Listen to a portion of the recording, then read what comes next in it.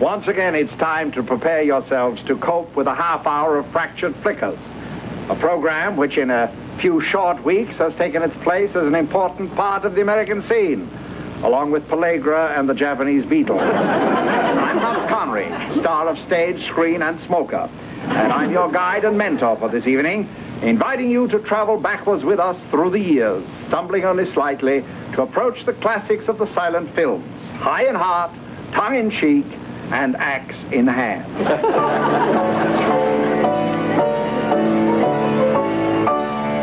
Fractured Flickers presents the man of the hour, Claude Vanderwilt. The name Vanderwilt has long been synonymous with lover, fighter, hero. Recently, for instance, Claude spied 3 runaway horses on Michigan Boulevard, and with typical daring, decided to race them. But spotting 3 scruffy little girls about to be trampled by the thundering steeds, Claude improvised a children's snatcher and whisked the tykes to somewhat dubious safety. A little later, he halted the eviction of a kindly old lady by destroying the moving van. But Claude is best remembered for making polo America's national game. The luncheon call had just been sounded at the fashionable polo club, playground of the nation's most well-bred sophisticates. The brave polo players mounted their steeds, and Claude's gallant opponent, Bone Spinster, rode off gracefully to savor the pleasures of the game. Good. At that moment, Claude made his resolution. I'll take polo to the people. Claude's horse had already become enthusiastic about the idea and had run on ahead. Some of these stuffier players were not convinced that polo should be taken to the common people, but they had reckoned without the famed Vanderwilt charm. You do what I say, or I'll take my ball and go home. Now, jump the fence and head for Tarzana. We've got to take polo out to the common people before baseball catches on. And so out went the gallant band to carry polo to the lower classes. Oh! Yes, even the wealthy spectators left their luxurious seats, got in their wealthy cars, dumped a few poor relations, and joined the crusade.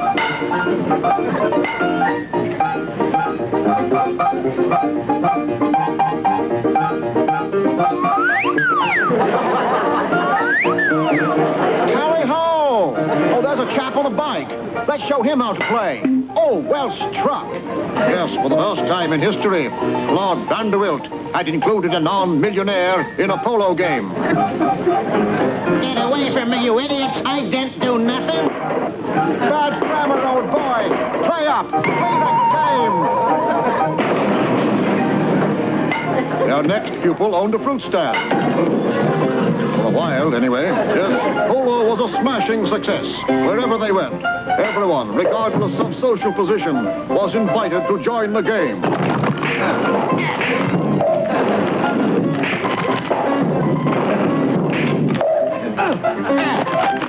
Come on, gang. This thing's really catching on. And at that very moment, Claude had his most memorable thought. He decided that the poor people should be able to enjoy polo in their own homes. It's a bomb!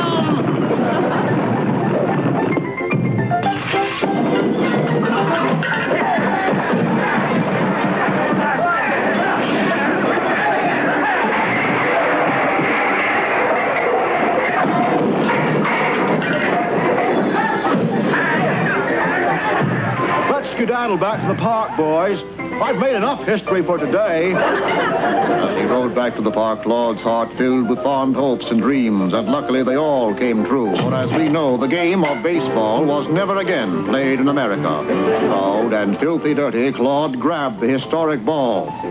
Going to put it in an incubator, see if it'll hatch. It was goal to go. Fractured Flickers salutes you, Claude Vanderwilt, man of the hour. Yeah.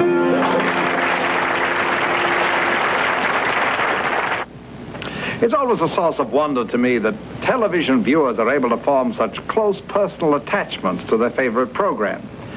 You know that there's a lady in Davenport, Iowa, who's worn black since Howdy Doody went off the air?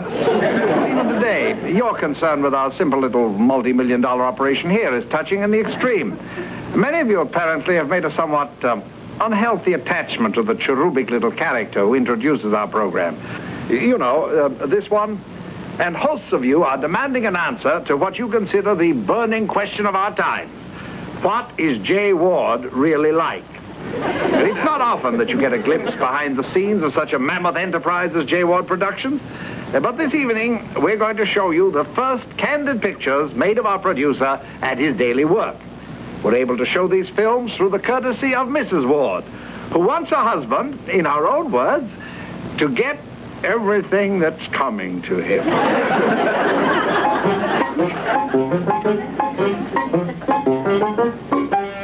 These simple, unadorned surroundings form a fitting shrine for our producer's idols.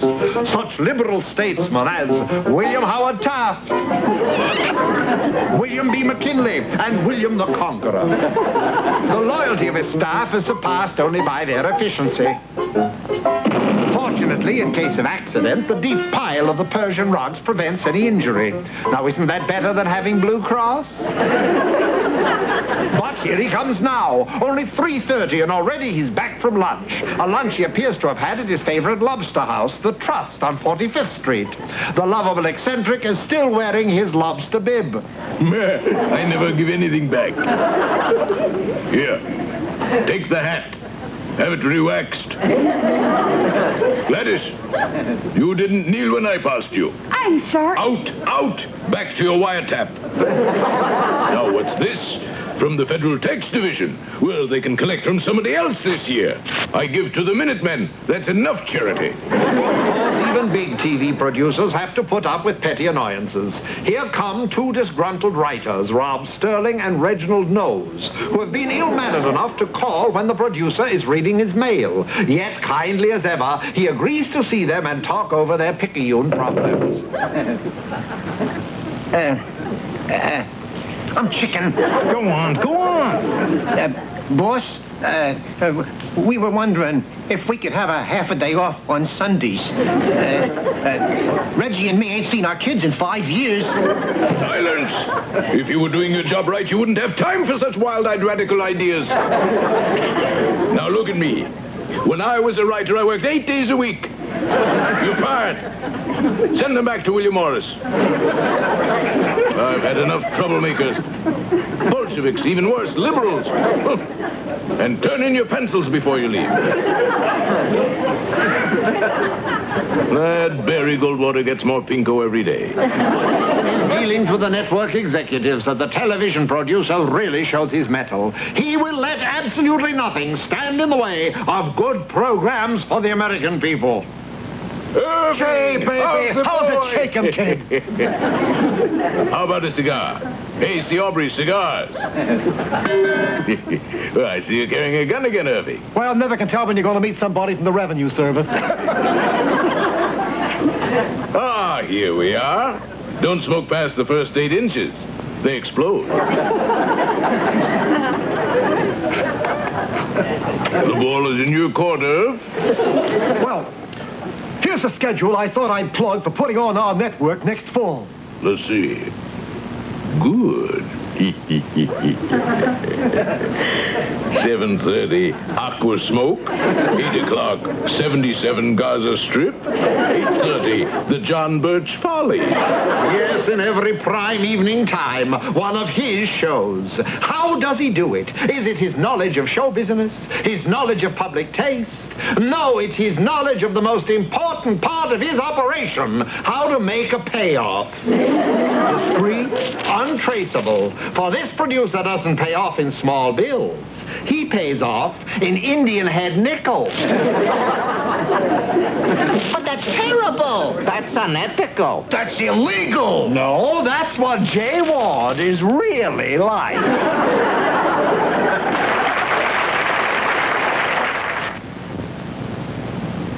Remember, this is National Restaurant Week.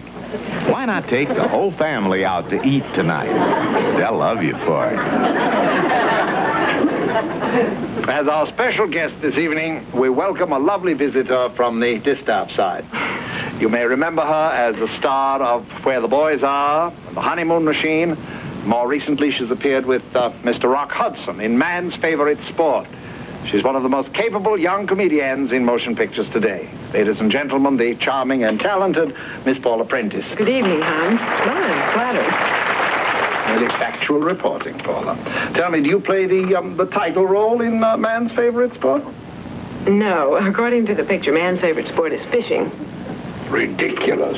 When is Hollywood going to start making pictures that show life as it really is? Paula, we're certainly delighted to have you with us this evening, but being so well identified as you are with the younger modern set in motion pictures, I shouldn't think that you would be a particular fan of our fractured flickers. Oh, well, of course I am. As a matter of fact, I've heard some of my friends say some very nice things about your work on the program. Well, how very kind of your friends. Would that mine felt the same. What do they say? Well, they refer to you as the Troy Donahue of the Geritol set. But you personally do watch our show. Oh, every single night. We're not on that often. In fact, I just love the way you do those pictures because you make every single one of those people look absolutely ridiculous. Paula, we're not on. Honestly, I wonder how you come out and you go and you make the pictures look so idiotic. Paula, you have been watching the Late Late Show. Oh, have I? And that's not supposed to be funny. They don't change the pictures about as we do, you know. Well, have you ever thought of running your pictures straight? You're taking the bread right out of our mouths. You're kidding, huh? Do you mind saying that a little louder, please? I do watch Fractured Flickers. Actually, I have a kind of a personal interest in the show. Oh, you have the good sense to enjoy the old films, do you? Well, not me particularly, but this friend of mine really does. Oh, a friend, some big, young, handsome actor in Hollywood, I take No, it. it's the little old lady in Lompoc. Lompoc, little old Queen lady. City of the Plains, California's answer to Kokomo, Indiana. I've heard of it. But this little old lady wouldn't miss a teeny bit of Fractured Flickers. Well, very sagacious of her, indeed. She used to be in movies herself. Was she a big star? Well, not exactly. You remember Orphans of the Storm? Oh, very well, She very played well. this little raindrop. Oh. Not exactly feature billing, was it? Well, no, but she did get some bigger parts in other pictures. Oh, I'm and ever glad. since Fractured Flickers came in the air, she's been watching it very, very closely. Oh, really? How closely? Well, she's already worn the glass out of 2 sets of bifocals. Oh, that's pretty close. But just last week, all of her dreams came true. You mean? Yes, she saw herself on Fractured Flickers, and she was so excited. She called me up, and I came right over, and she gave me something that she wants me to give to you. For me? From a little old lady in Lompoc? How very touching. What is it? This is Subpoena. She's suing you. How can I say thank you, Paula Prentiss? Why don't you just say good night? I wish I thought of that. Good night, then, Miss Paula Prentiss, and we'll be sure to catch you in your latest picture. Man's favorite sport? No, in which we serve. Our next flicker was fractured from an early silent movie called The Mark of Zorro, starring the one and only Douglas Fairbanks. No, not that Douglas Fairbanks, his father. The only Douglas Fairbanks' prime contribution to film art was that he single-handedly established one of the classic characters of motion pictures, one you've seen in many pictures ever since. The light-hearted, devil-may-care hero who battles tremendous odds and the blackest villains with a smile on his lips and an unquenchable optimism in his heart. A man who, though he can become very angry and lash out bitterly at his opponents, still has a winsome little boy quality that endears him to his audience. Come to think of it, that's what Jack Parr is really like.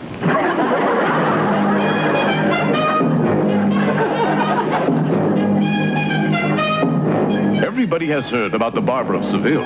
But believe me, he wasn't a whisker on Zeke-Zackley, the Barber of Stanwyck. This is Zeke's place on the outskirts of Stanwyck. Just a little Spanish town with 500,000 people and only one barber shop. Couldn't we get a car with running boards? Welcome to Zeke's tonsorial Taj Mahal. What'll it be? Crew cut? Teddy boy? Just a little off the top, son. Dude, Daddy, it's huge. It's enormous. And mind you, Natalie, this is only the lobby. Zeke the barber himself was quite a character. Not only did he get his barber smocks from Christian Dior, but he had a fascinating trick of signing his work with his initial Z, and were his clients proud. Look at that face. How's that for an autograph? Hey, that's neat. Yes, most citizens loved their one and only barber. For one thing, he made keen toy parachutes. He was independently wealthy, which meant... I don't charge nobody nothing. So great was Zeke's popularity that he actually had to put on a disguise to go out of the house in order to keep from being mobbed by hairy customers. Even so, people spotted him. It's Zeke. Come on, Zeke. Give us a shave. I'll settle for a massage. Just a mustache trim? Zeke retreated to his private office, but even here he found a customer. Though this one didn't have a mustache. Now he has. Get out of here. As you might expect, Zeke's waiting list was enormous. Hey, you got an appointment? I made an appointment when I was 18 years old.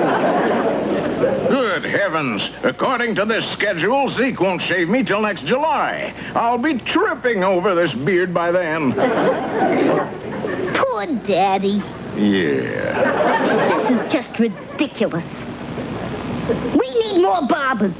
Right away. So get some. And Natalie did.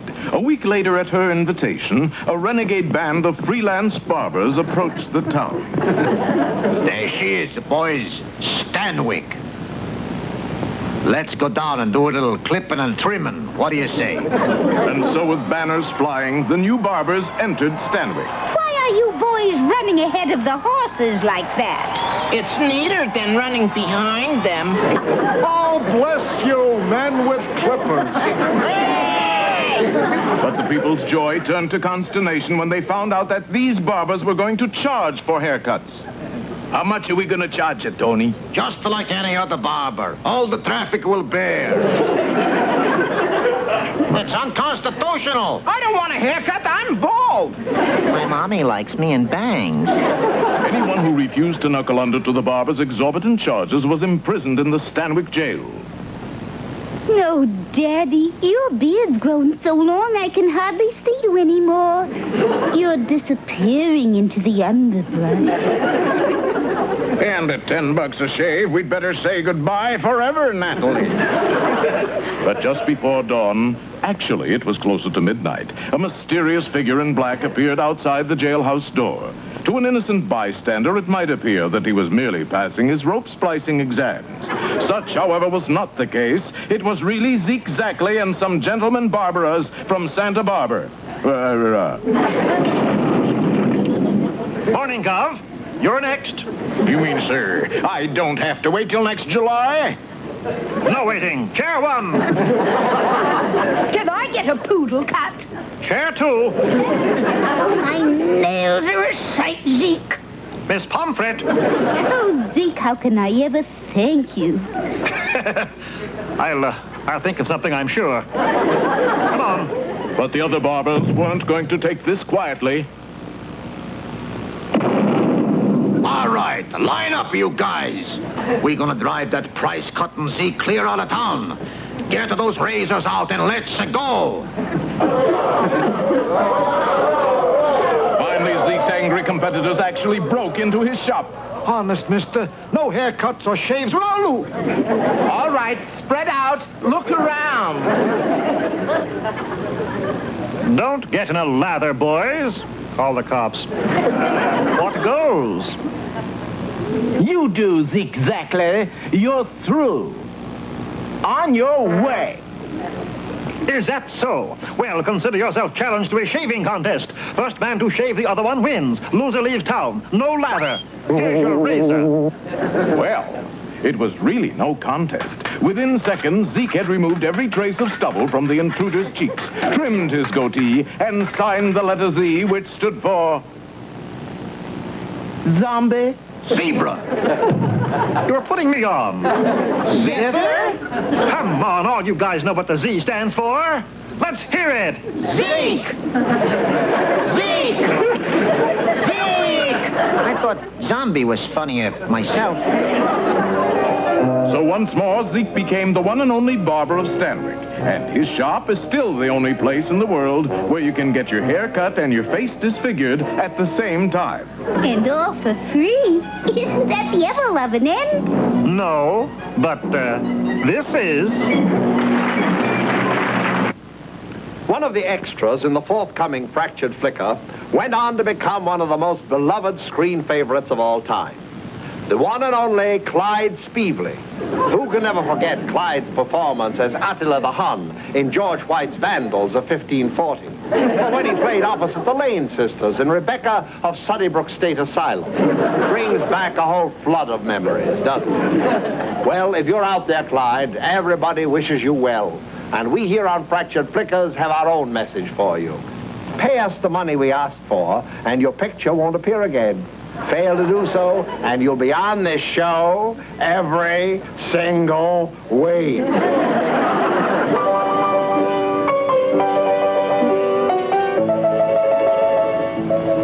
What's the matter, Bunky? You got problems? You say it's Mother's Day and you're having trouble with your mother. Is that what it is, Bunky? You say she has a tendency to put on a little weight, and she sneaks snacks on her way to Vic Tanny's, and she celebrates the 4th with a 5th. Does she read a book, watch television, practice the Morse code, and still catch you swiping cookies from the cookie jar? Does she take a sun bath in the cellar?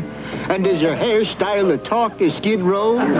Does she put you to bed every night and tenderly tuck you in? And when you ask for a glass of water, does she let you have it?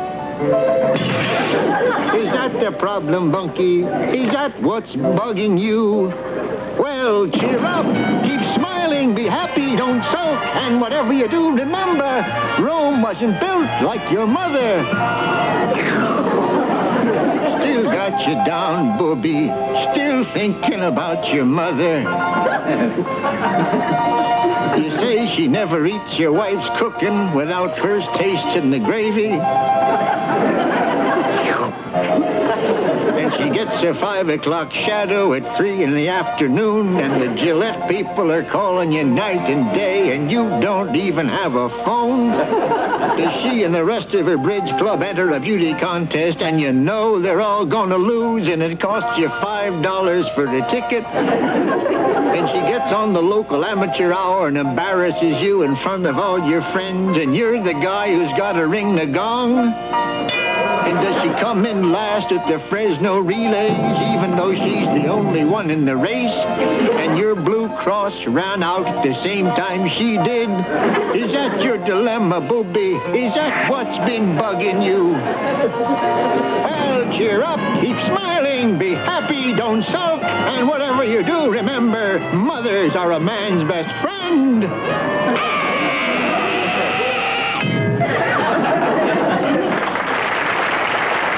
And now it's time for us to fold our tents like the Arab and to silently steal.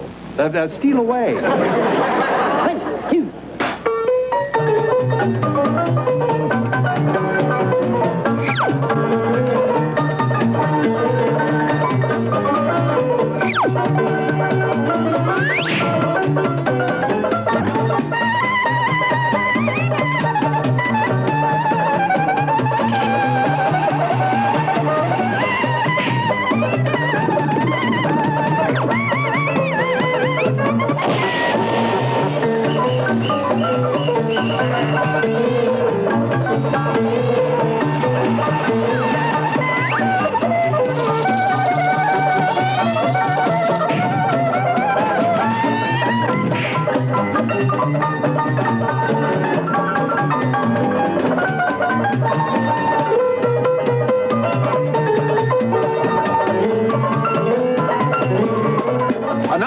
first in quality programming.